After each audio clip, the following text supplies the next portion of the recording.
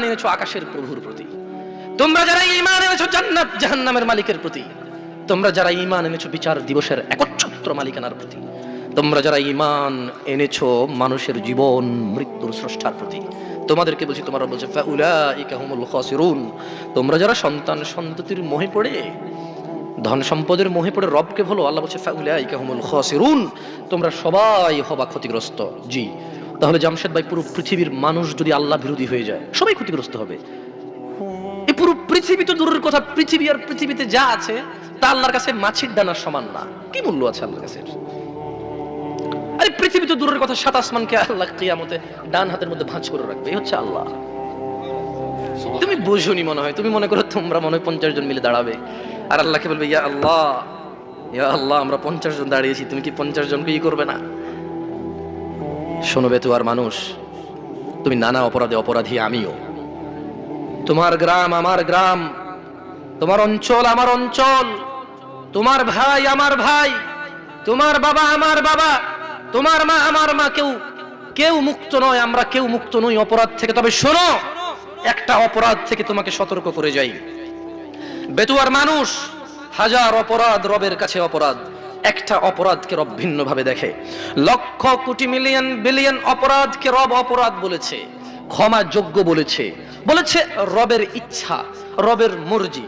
রব এটা উনার ইচ্ছা, উনি বলছে যে আমার ব্যাপার, মন চাইলে ক্ষমা করে দেব, মন চাইলে শাস্তি দিয়ে ক্ষমা করব। কিন্তু একটা অপরাধের কথা রব বলেছে না, ক্ষমা হবে না, ইম্পসিবল। পুরো পৃথিবীর মানুষ যদি গিয়ে দাঁড়ায়, ক্ষমা হবে না। রব তার কথা থেকে কখনো সরবে না, কারণ এই পৃথিবীর কোন শক্তি নেই যে রবকে তার কথা থেকে সরাতে পারে। তোমরা কি শুনতে চাও অপরাধটা কি? এবার একটু আমাকে বলো তো, কি সেই অপরাধ যা হত্যার চাইতে জঘন্য, জানার চাইতে জঘন্য, মদের চাইতে জঘন্য, গীবতের চাইতে জঘন্য?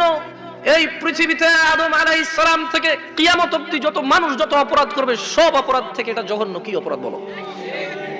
এই অপরাধ সম্পর্কে জানা উচিত নাকি অনুচিত? বললেই তো তুমি রাগ করো, মনে করো ফিতনা করি। শোনো, তোমার ভ্রুক্ষেপ করা উচিত। তোমার রব পুরো কোরআনুল কারীমে ওনার দয়া সম্পর্কে কত কিছু বলেছে, হাদিসে ওনার দয়া সম্পর্কে কত কিছু বলেছে, কিন্তু ওই একই কোরআনে তিনি বলেছেন যে তিনি ক্ষমা করবেন না যে ওনার সাথে শিরিক করে। এই অপরাধটা তো তোমার জানা উচিত।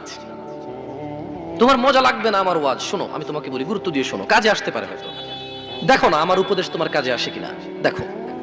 তোমাকে বলি শোনো, একটা উদাহরণ দিই তোমাকে। তুমি মনে করবা যে জামশেদ ভাই এটা তো কোনো ওপেন কনফারেন্স না যে বিভিন্ন ধর্মীয় মানুষ আসবে আর আপনি শিরিক সম্পর্কে বলবেন। আমরা সবাই মুসলিম, লা ইলাহা ইল্লাল্লাহ বলি, ওয়া আন্না মুহাম্মাদ আবদুহু ওয়া রাসূলুহু বলি। এখানে শিরিক কিভাবে আমরা মুসলিমরা করি?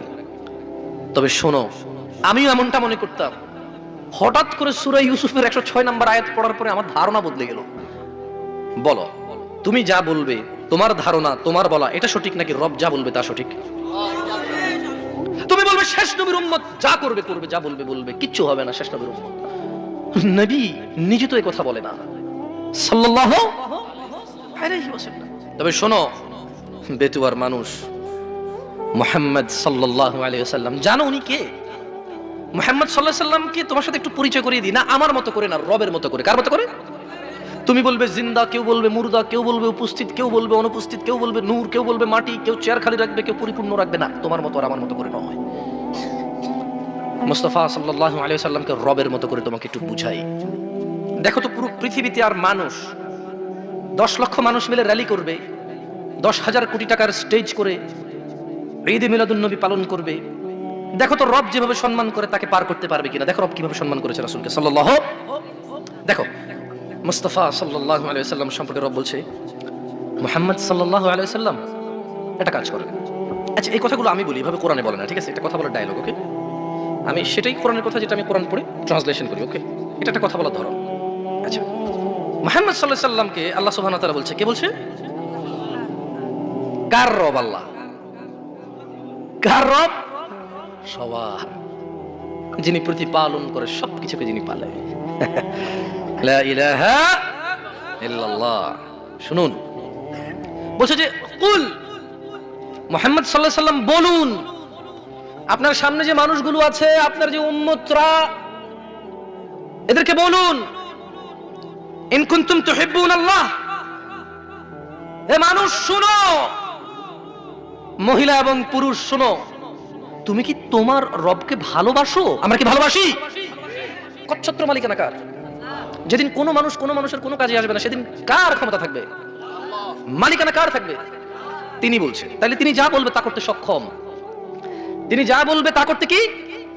শোনো বেচুয়ার মানুষ, রব তোমাকে বলছে কুল ইন কুনতুম তুহিব্বুনাল্লাহ, ও মুহাম্মদ সাল্লাল্লাহু আলাইহি ওয়াসাল্লাম এদেরকে বলে দিন, তোমরা কি আল্লাহকে ভালোবাসো?